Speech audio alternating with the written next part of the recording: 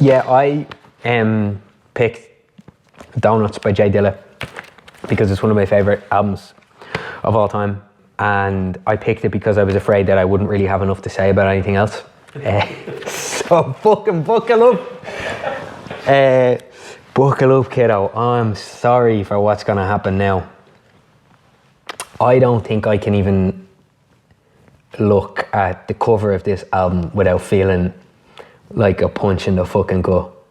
I think Dilla, like I would assume somebody else must have spoken about this record before. No, I find that surprising. I don't know, it's a go-to record for almost anybody that composes any form of like even somewhat electronic music. I think it's loop-based, really, isn't it? Yeah, it is. It is. Yeah, it's almost fully. Well, no, I was going to say it's not a fully loop-based album. One great example of that be on "Don't Cry," which is a flip of "I Can't Stand to See You Cry" by the Escorts, which is a great song. That song starts out for like maybe 40 seconds of basically just not even a loop, but almost just a full re-edit of that song until you get to about 40 seconds when he just he chops up the record across.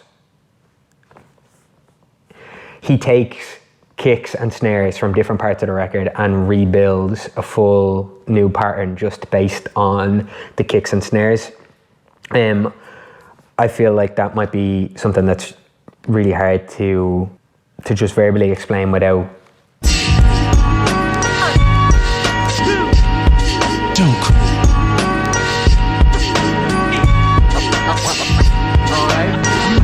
I'll show you how my voice would have made an unbelievable thing good. Oh, okay, Joy. I can't stand to see you cry. I can't stand to see you cry.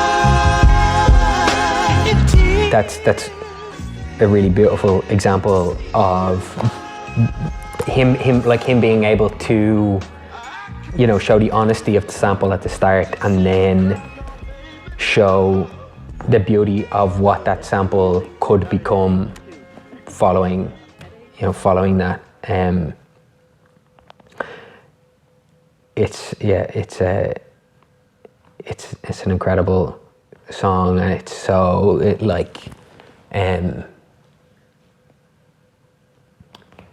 maybe I've started at the wrong point when I'm speaking about this record. It's so there's obviously there's the myth around, it's not the myth, but there's the legend around the record.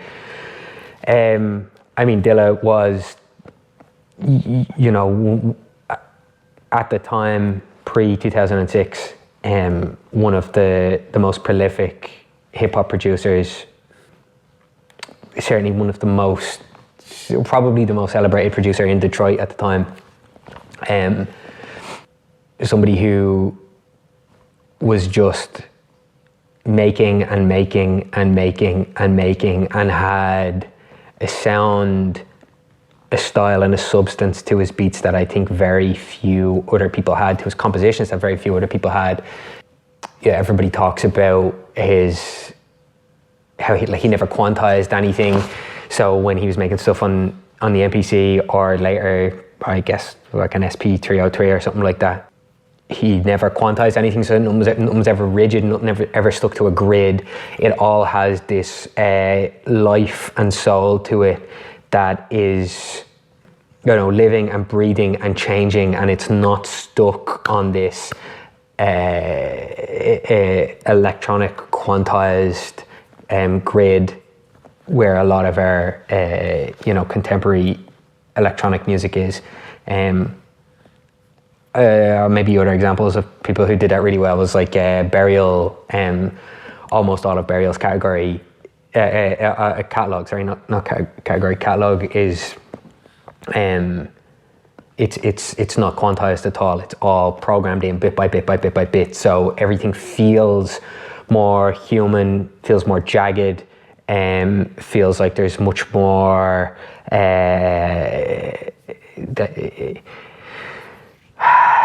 Feels like there's more breadth. Feels like you can feel the actual playing in it, as opposed to feeling like you are just listening to the repetition of a loop. So like the whole story is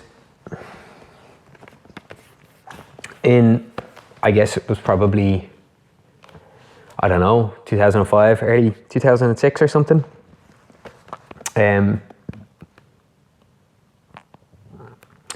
Dilla was quite sick. I believe he had lupus maybe, or something similar.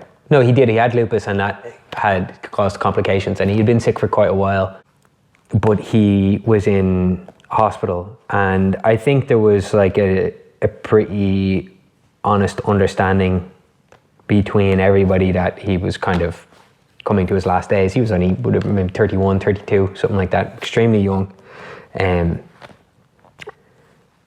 I understand that for one, I might get a lot of this story wrong, and for two, how much of it is part of the mythology, I don't know, but I think it's probably relevant to how you hear parts of this record.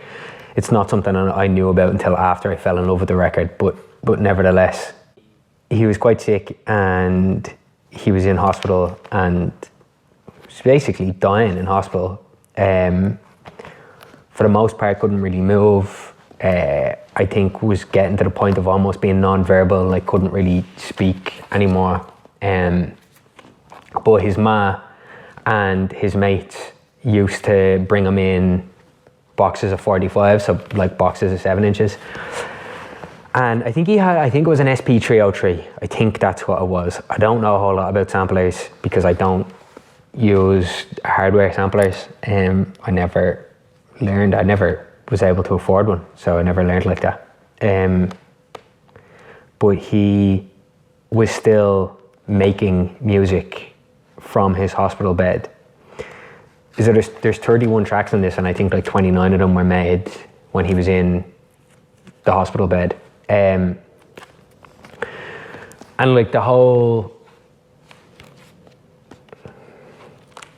blurb, the line is that this is like it's a goodbye message. The whole album is like a goodbye message to his friends, his family, his listeners. And I feel like it reads like that as well. It's a cyclical album. Could I say that? It very much plays as a donut. It folds in on top of itself. The start of the album is the outro. The beginning of the album folds back into the outro and just continues as this endless loop, this reinvention of life again. For an album that has no actual vocal performances on it, it verbally reckons with life and death in a way that very few albums that do have vocal performances have or ever could. So strange, but like when I listen to this and then my parallels for Donuts they're not other hip-hop records. This doesn't make the same connections in my mind. Like I don't connect immediately to Madlib records, or I don't connect immediately, with the J-Rock records. I think about other records that reckon with life and death in a similar vein. Staring It Down, Warren Zevon, whatever, Keep Me in Your Heart. That song I would sooner link to what this record does than near anything else. Something that stares down death with an understanding an acceptance and a bravery that few other records ever could. None of that even begins to reflect the, I don't know what the people say, virtuosity, just how beautiful the actual composition and the playing is on this. I know you mentioned at the start working off the loops. Yes, the whole record is, to my knowledge anyway, the entire record is just based off samples. There's no additional playing on this record. It is just cut from the samples, and the samples alone. And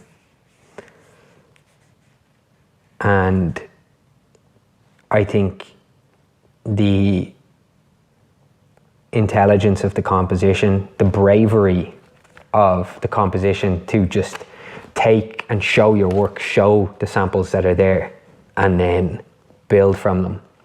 The storytelling just sonically throughout the record is just it's really mesmerizing. It came out at some point in 2006. I don't know when, but I know Dilla passed 3 days after it came out. And yeah, I hope he felt a lot of pride that he finished it.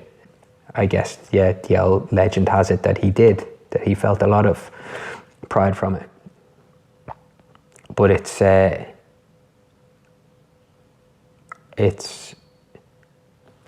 one of the greatest feats, one of the greatest musical feats ever.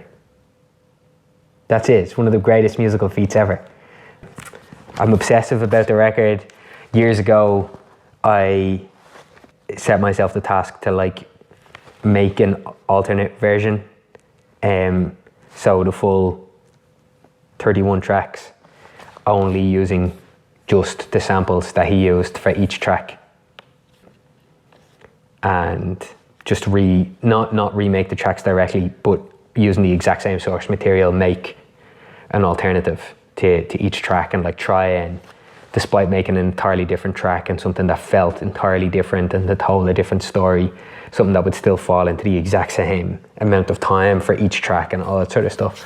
I don't know. I was a lot younger. I had the time to do that sort of stuff then. And it's terrible. My version was fucking abysmal, but that didn't really matter because it was the process of pulling this record apart and studying it and trying to understand the bones of it, the inner workings of a piece as beautiful and mesmerizing as this. And it turned me on to so many just other incredible things. I've found few things as inspiring as it. It also samples one of my favorite songs of all time. So You Love on this samples Just Because I Really Love You by Jerry Butler, which is a B-side that came out many years ago. That years ago I paid an absolute fortune on Discogs for, to buy as a 7-inch. Saved up and then bought it, and then a year later I went down to a record store in Cork and saw it for £7 or something like that. I was fucking devastated. I couldn't believe it, so I bought that one as well. It's a great record. Anyway.